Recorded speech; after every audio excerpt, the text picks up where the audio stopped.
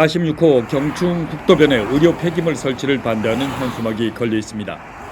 가평읍 상생리 마을 주민들이 뿔난 것은 빛고개라는 곳에 의료 폐기물 소각장이 들어설 계획이 알려졌기 때문입니다. 이 마을 주민들은 주민의 삶의 질 향상을 위한 행복 추구권 차원이라고 주장했습니다.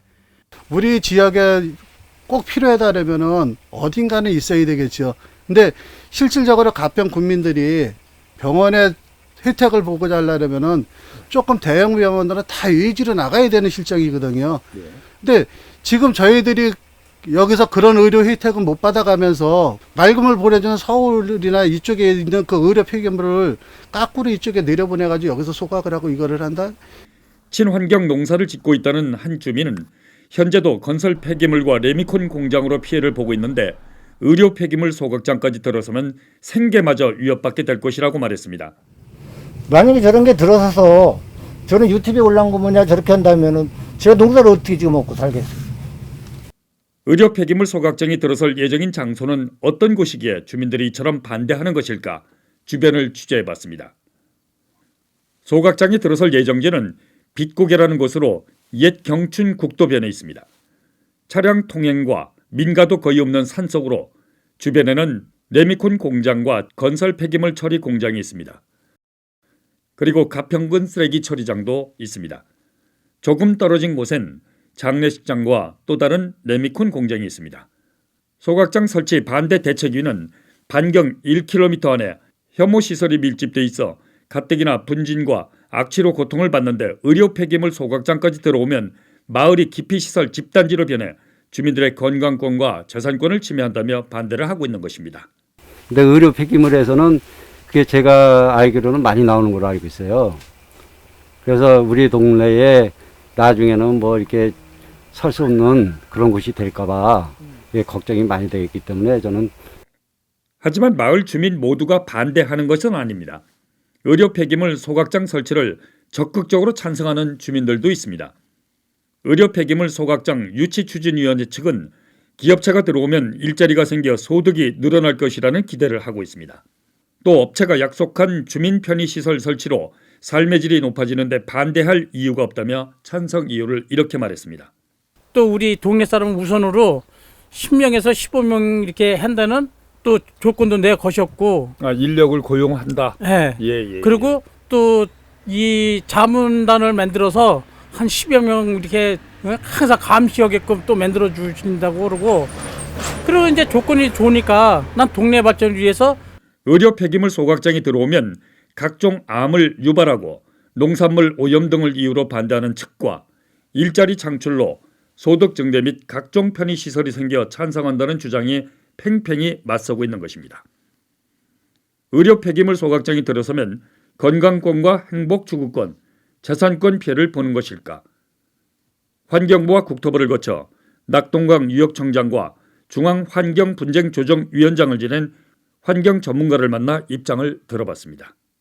병원에서부터 냉장 보관하고 밀폐 용기에 보관을 해야 되고 이송 과정도 RFID라 그래서 실시간으로 이제 관리를 하고 이렇게 해서 엄격한 기준과 관리 하에 처리를 하므로 현재까지 뭐 주변 건강이라든가 환경 오염 사례가 학계에 보고된 것은 아직까지 없습니다. 취재팀은 객관적 취재를 위해 경기도 용인에 있는 의료 폐기물 소각장을 다녀왔습니다. 소각장 굴뚝 두 곳에서 연기처럼 보이는 것이 뿜어져 나오고 있습니다. 하지만 연기가 아니고 열처리 과정에서 나오는 일종의 수증기입니다. 의료 폐기물을 실은 차들이 쉼없이 공장을 드나들고 있습니다. 20년 전부터 의료 폐기물 소각장을 가동하고 있는 이 회사는 동양에서 가장 큰 규모를 자랑합니다. 소각장이 있는 도로변에는 소각장에서 발생하는 오염물질을 실시간으로 알려줘 지역 주민을 안심시키고 있습니다. 가평 의료 폐기물 소각장 유치를 찬성하고 있는 황한선 씨도 이곳을 다녀왔다며 소감을 이렇게 전했습니다. 뭐 전광판서부터 이 감시하는 것도 다 있었고 거기는 또 평지고 이쪽 앞에 그 뭐 사람들 국민학교도 있었고 저도 봤고 직접 이렇게 봤는데 거기는 20년이나 됐다는데 아무 이상이 없었습니다. 뭐 피부병이 걸리고 암이 걸려 죽고 뭐 이렇게 해가지고 뭐 농산물을 못 먹고 이럴 지경까지 가는 게 아니었었습니다. 전 깔끔했고 공장 바로 옆 밭에서는 각종 채소가 재배되고 있고 소각장 주변 논밭은 수평선처럼 넓게 펼쳐지는 평야를 이루고 있습니다. 식당 등 근생시설들도 성업 중에 있습니다. 심지어 소각장 인근엔 초등학교도 있고 어린이들이 운동장에서 뛰놀고 있습니다. 소각장 인근에는 특히 국내 최대의 화훼단지도 있습니다. 추운 날씨에도 하우스 안에는 형형색색의 꽃들로 가득 차 있습니다. 이곳에는 서울 양재동 화훼단지가 속속 이전 중에 있습니다. 이 모든 시설은 의료 폐기물 소각장보다 나중에 들어온 시설들이지만 특이점은 발생하지 않았습니다. 변주대 박사는 가평읍 상생리 주민들이 우려하는 것은 당연하다고 전제하고, 그러나 환경에 대한 정부의 정책이 매우 엄격하고 시민 의식 수준도 높아졌기 때문에 우려할 것은 아니라고 말했습니다. 주민들이 새로운 의료 폐기물 소각장이기 때문에 그 시설의 내용을 잘 모르기 때문에 오해가 생길 수 있는 것은 충분히 이해를 합니다. 그래서 그런 부분에 대해서는 실제 시설이 어떤 시설이고 또 실제로 운영했을 때 어떤 어려움이 있는지 또 그걸 어떻게 잘 문제없이 운영해 나갈 건지 하는 것을 잘 설명하고 서로 납득을 해 나가면 되지 않는가 하는 생각입니다. 그런 정보를 확실하게 공개를 해서 주민들이 우려를 불식해 나가는 것이 필요하다고 생각합니다.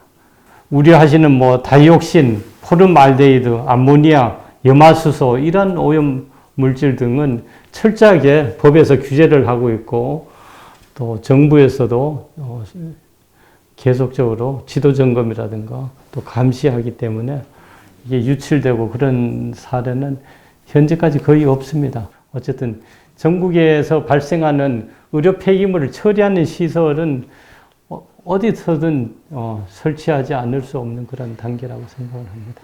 찬성과 반대를 하는 사이에는 간극이 클 수밖에 없습니다. 각종 기피 시설이 밀집해 있어 소가리를 하며 하필이면 내 고장이냐며 반대하는 주민들. 같은 처지이면서도 일자리가 생겨 소득이 오를 것을 기대하며 찬성하는 주민들. 의료 폐기물 소각장 설치 문제를 놓고 벌어지고 있는 주민들끼리의 갈등은 당분간 지속될 전망입니다.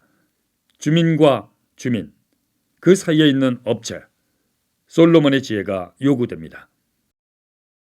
NJ 뉴스 정현수입니다.